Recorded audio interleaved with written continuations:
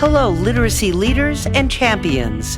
Welcome to Literacy Talks. We're so excited to welcome you to this podcast series from Reading Horizons, dedicated to exploring the ideas, trends, insights, and practical issues that will help us all improve our professional practice in teaching reading. Our series host is Stacy Hurst, professor at Southern Utah University and chief academic officer at Reading Horizons, where reading momentum begins. Joining Stacy are Donnell Pons, a recognized expert in literacy and special education, and Lindsay Kemeny, a Utah-based elementary classroom teacher. Today's topic, led by Donnell Pons, is speech to print, and a high-impact book that's made a profound difference for our podcast hosts. Let's get started. Today, we get to talk about a book that is seminal. And there's a lot of other words that we can use to describe it, but Donnell will be leading our discussion today. Great. Thank you, Stacy. You know, this is our favorite thing to do. All three of us love to chat about books, and all three of us have participated together and separately in conversations where either we're presenting or talking, and we rattle off a list, or there are books that are referenced in a PowerPoint, and we quickly hand this off and we assume everybody's going to dive right in and love every book. And I'm not so sure that's always what happens. Oftentimes you meet like-minded folks who have read the same book, and that's fantastic. And you can have a few minutes to talk about everything you learned from that book. But oftentimes I'm left as someone who loves to share this information thinking, oh, I wonder if they really did have an opportunity to get into that book, to order it, to check it out from the library. And so this is an opportunity, even though we do have large, long lists, this is an opportunity for us to kind of take a close look at just one. So that's hard for us. Realize this is very hard for us to take a close look at one. But we also felt like this is, as Stacy said, a seminal work, Speech to Print, Language Essentials for Teachers by Dr. Louisa Cook Moats. So if you're looking for it, if you want to find it somewhere, that's the full title. And it's now in its third edition. This has been 2 decades since it was originally released. And Dr. Moats, true to her word, is updating. I mean, that's the other thing you like to see is those individuals who really understand the science of reading are aware that this isn't everything we know. It's not static. We do need updates. There will be additional research. And so true to her word, she puts out nice regular updates and adds that new research and understanding. So that's always nice to see. I was thinking about her quote that we often quote about Dr. Louisa Moats, and this is just another thing to put in your mind as we're talking about this book. She's often quoted as saying, teaching reading is rocket science. And she's one of those, to give it its due, that when you really do dive in, you want to know everything you need to know to be that excellent reading teacher, then it is a lot like rocket science, right? You're doing the research, you're doing the study. So on that note, we're going to dive into this book. Try to think of when you were introduced to the book, when that was, how long ago. And then try to think of maybe one of the key elements that you took away from it. You know, that's asking a lot, but for some that might be reaching back. And so, Stacy, I'm going to start with you. When were you introduced to this book? Well, you know, just to preface this with, if I remember correctly, I think the first edition was published in around 2000, right? And the second in 2010? 2 decades, yeah. Yeah. And so I'm not going to lie, a little bitter that I didn't even hear about the book until after the second edition. And I feel like there were so many things informing my practice in 2000, including the first grade studies and the National Reading Panel. But man, this would have been so helpful too, because she does do such a good job of taking it from the research to the practice side of it. So it was about the time I started working on my master's thesis, and I actually did a replicate study of her teacher knowledge survey. And so I devoured the book at that point. And I remember it to this day, it's the same story. The introduction just sings to me because she sets the stage for why this is so important. And I really remember relating so strongly to that. It's emotional. There's no other word for it. I was just like, yes, this is what we need. She talks about teacher preparation and the relationship between knowledge and practice and the impact it has. Anyway, I just remember feeling like I have found the thing I need. Yeah. It was so critical to me. Okay, so Stacy, switching from that gear to Lindsay, how about you? When were you introduced? Yeah, much later than Stacy. So I don't even think I knew who Louisa Moats was till about 2018. And I think that's the year that my son was diagnosed with dyslexia. So, I knew who Fountas and Pinnell were, but I didn't know Louisa Moats. And then that journey, which I talked about before, led me to investigate dyslexia, and researching dyslexia brought me to How the Brain Learns to Read and what we call now the Science of Reading and Louisa Moats.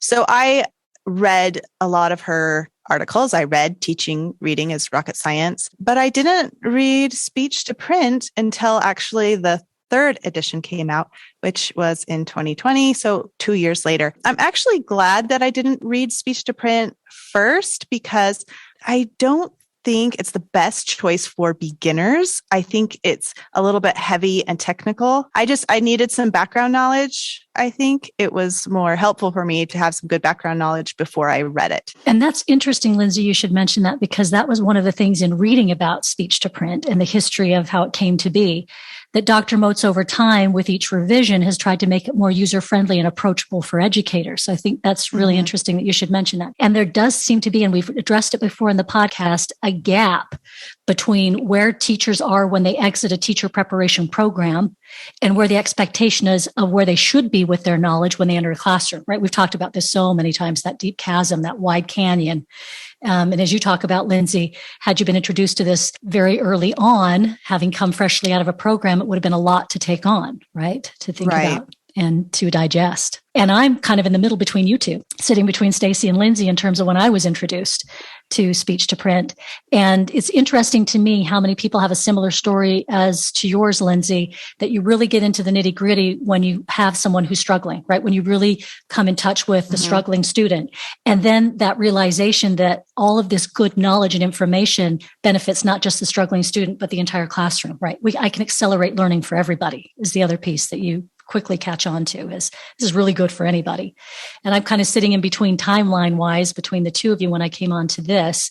And I think I've mentioned my first introduction to really understanding reading and getting into it obviously was with my own child and was with Overcoming Dyslexia with Dr. Sally Shaywitz. And there's always mentioning of other individuals and researchers that you see happening within work. And Dr. Moats, of course, is one of those. Now, Stacy, you mentioned some interesting things that you were pulling out of it that you found. Let's zero in on a few of those that came out of Speech to Print for you. Yeah, for sure. And I think a lot of it is just her body of work, Louisa Moats' specific body of work in general. But I am always fascinated with the intersection between knowledge and practice.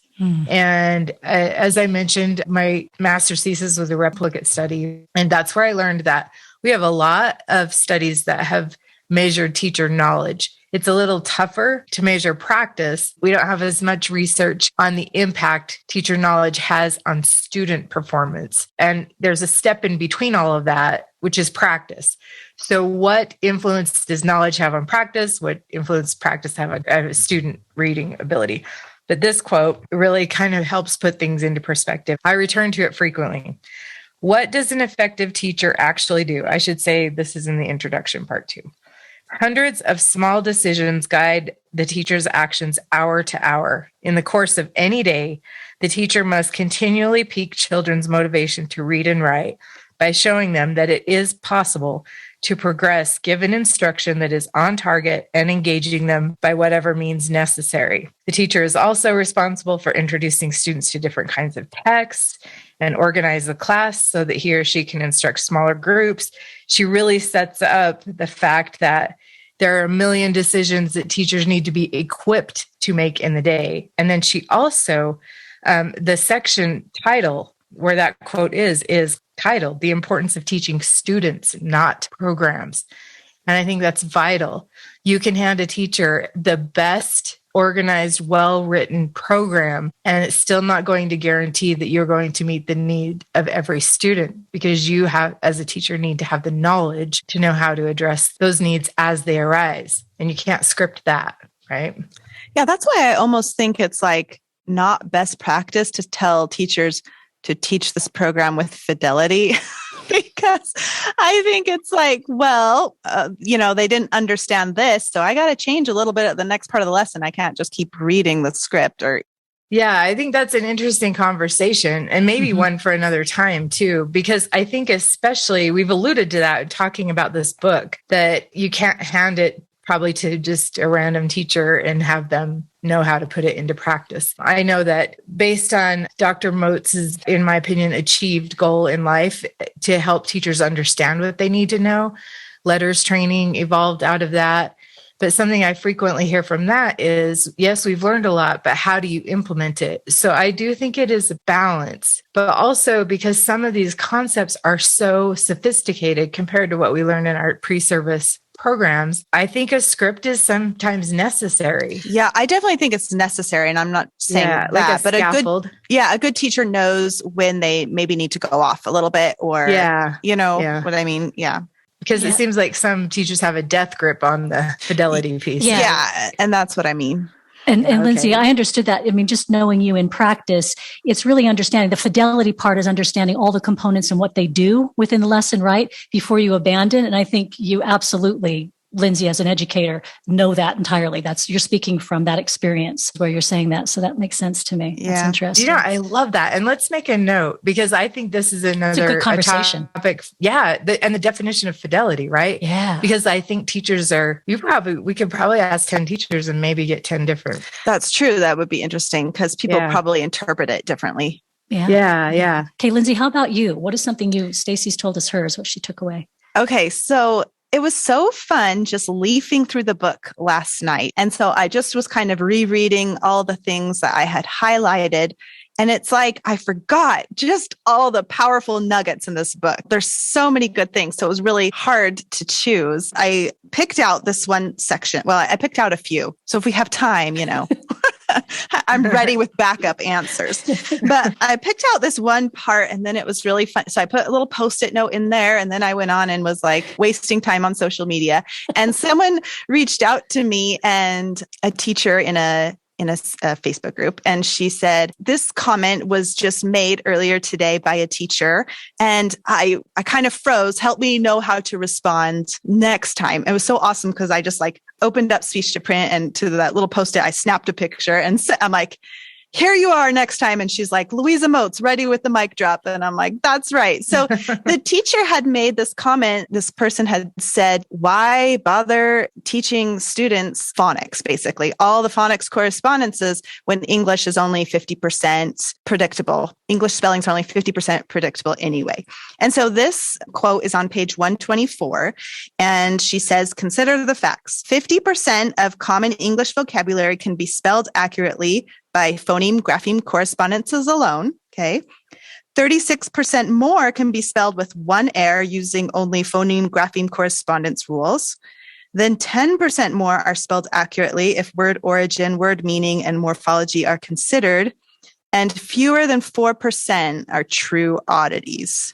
So she says, if multiple layers of language organization are taken into account, English is a predictable and rule-based system of writing.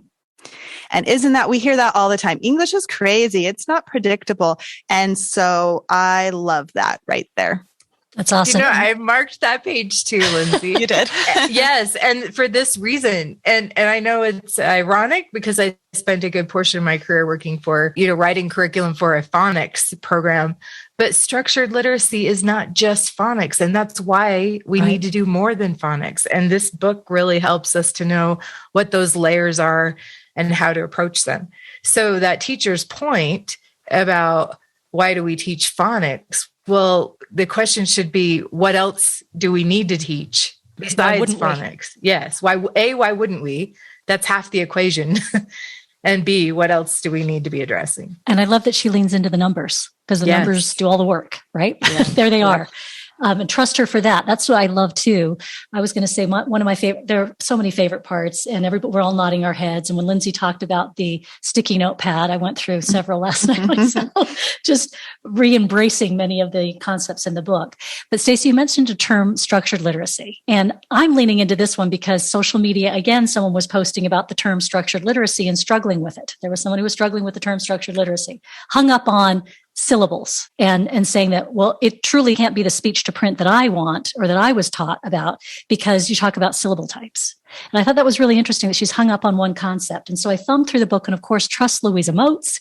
She again has that nice pithy phrase, but on page 20 to 21, and this is, I'm in third edition, and I'm really going to lean in over on page 21, but she takes apart structured literacy. So bless her, thank you, Louisa Moats, does the heavy lifting, and she takes apart the term structured literacy. And so again, nice updates because that term has evolved over time, and she's gone ahead and taken it apart. But on page 21, she goes ahead and kind of breaks it apart, structured literacy. And she has 7 principles of it that she goes into. And I highly recommend that you don't take my hodgepodge, but read the 7 principles in their entirety. But number 3 on her principles, she says, it's better to teach the code of written English systematically and explicitly than it is to teach it randomly, indirectly, or incidentally, lining us up for YR with their syllables. The units for instruction, and she puts in parentheses, sound, syllable, morpheme, word, should vary according to students' reading and spelling skill. So don't you love her pointing out why we're doing what we're doing explicitly and systematically, but also that room, like you said, Lindsay, before, for a teacher to know should vary according to students' reading and spelling skill. And that's where teacher knowledge about their students comes into play. And then she also goes on to talk a little bit more about syllables. But I just love the way she so very clearly lays it out. So yes, it's a dense volume, but she does a really, I think, good job of laying it out very clearly and succinctly. It's worth rereading, and you'll have to probably do several rereads because it is pretty deep. But she also lays it out really well. Get all the resources discussed during Literacy Talks podcast episodes and stay up to date about webinars and other special events from Reading Horizons. Go to readinghorizons.com/literacy talks and subscribe to our podcast digest so you're always in the know about everything literacy. So to your point about structured literacy, you notice the last chapter, it's new to the 3rd edition. And she titles it Structured Language and Literacy Instruction. There's a lot of really good information in there. But it reminded me, well, you all know where I stand on this. I feel like we need to embrace, lean into, use more often the term structured literacy, as opposed to the way that the term science of reading gets confused with that. But it was a good reminder to me. I like further refining it to say structured language and literacy instruction. Yeah, I'm glad you brought that up about the title because I like that too. And Lindsay, you had something you wanted to say. Oh, well, it was kind of just along the same lines. I was going to say, hey, there's more about structured literacy at the end of the book. And when I was revisiting it last night, I'm like, oh, okay, I don't remember that she had this whole section on structured literacy talking about like all the different parts, multimodal, diagnostic, explicit, systematic, and kind of a basic lesson plan with possible minutes and everything. And so I love that. And I think, so for me, like earlier, I was talking about how felt like this wasn't the best choice for me as a beginner. It was good for me to read some other books and then read this. And I think a lot of that, it could be at the beginning where she gets really technical with all the sounds of language. And possibly that could be a little overwhelming at first. So I would just say to someone who's reading it, keep going because there's a lot of great information throughout. There's more to it than just the speech sounds. And I might recommend start with that last chapter. Exactly. Stacey, I was leaning into what you were going to say. In fact, the index. So just going through the index and looking at subjects, because trust me, anything that you've had a question about is listed in her index. And then you can just go to that section too. That's a nice thing to do as well. Pick things you're familiar with to maybe get your feet under you with how Moats presents and how that information is in context. And then you could also be doing the full read as well. So there are lots of ways to approach this.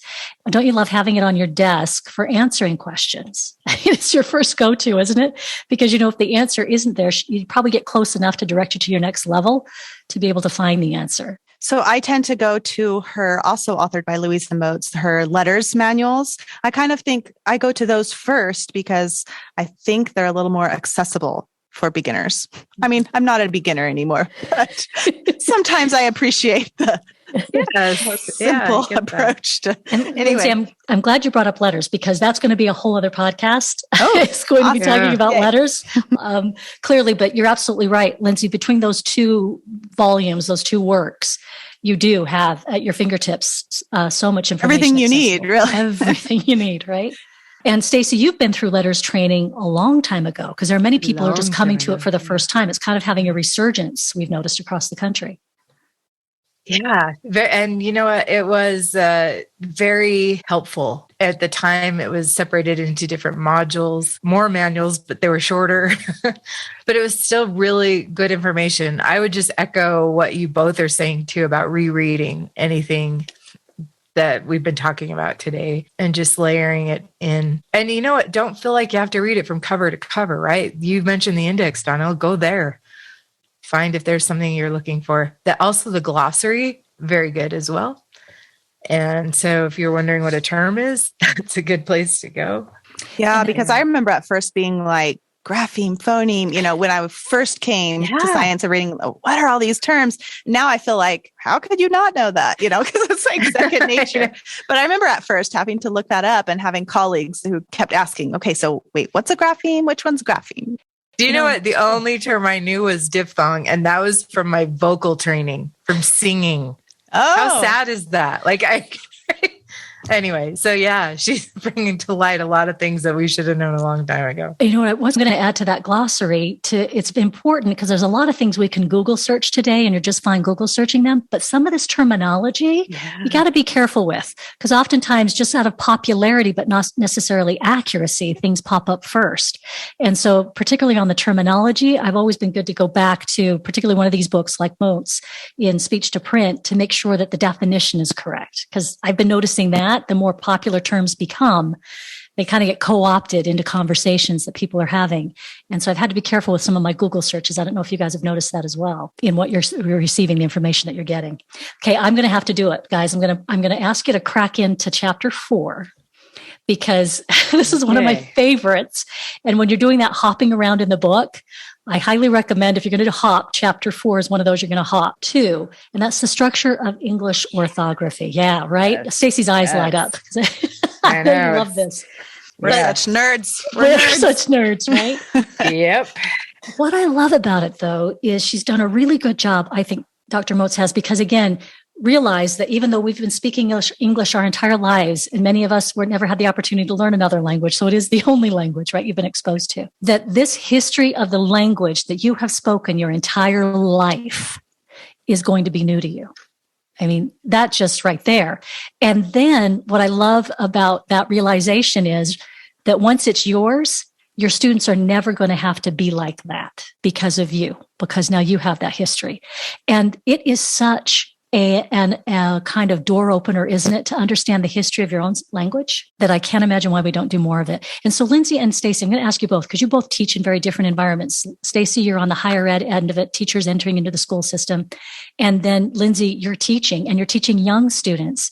I'd like to kind of hear a little bit about how you take the history of English and maybe weave that into what you're teaching and how it informs how you teach your students.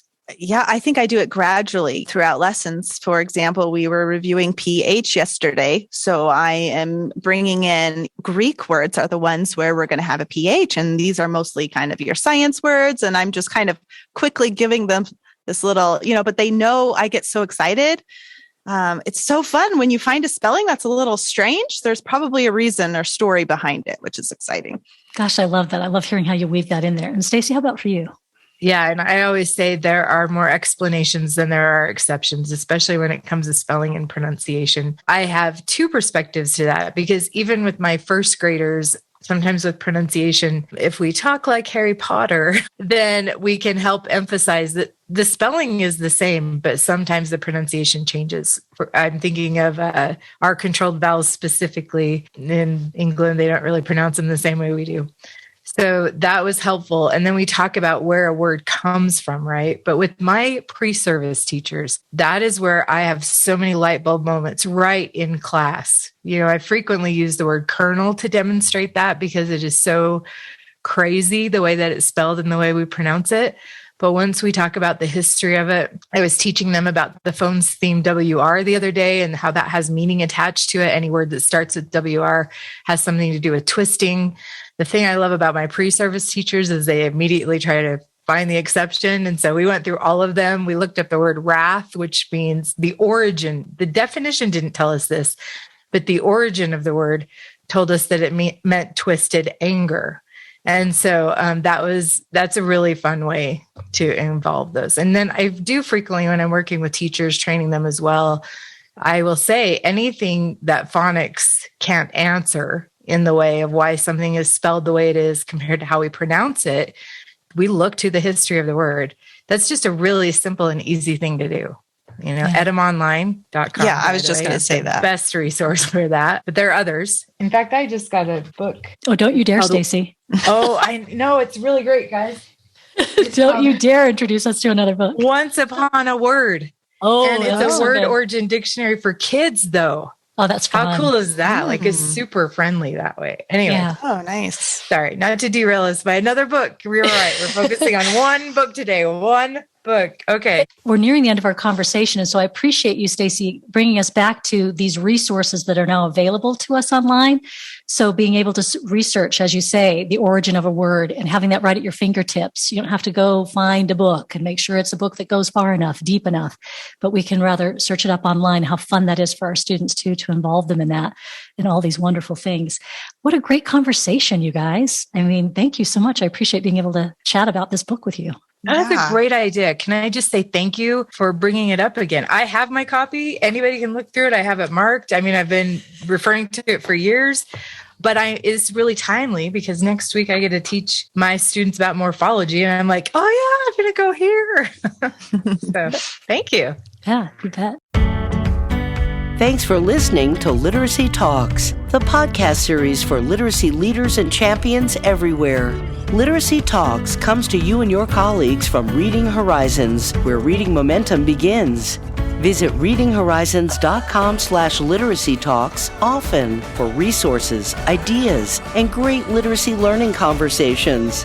Subscribe to our podcast digest, and you'll always be up to date on all things literacy. See you next time.